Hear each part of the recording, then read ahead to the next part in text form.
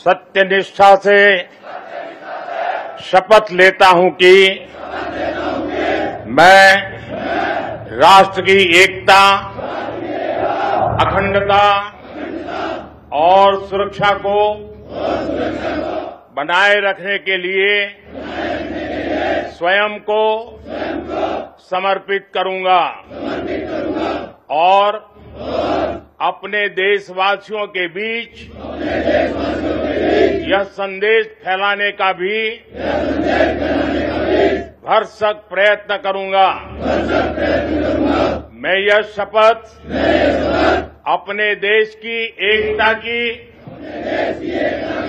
भावना से ले रहा हूं, जिसे सरदार वल्लभ भाई पटेल की दूरदर्शिता एवं कार्यों द्वारा संभव बनाया जा सका। मैं अपने देश की आंतरिक सुरक्षा सुनिश्चित करने के लिए अपना योगदान करने का भी सत्यनिष्ठा से संकल्प करता हूं।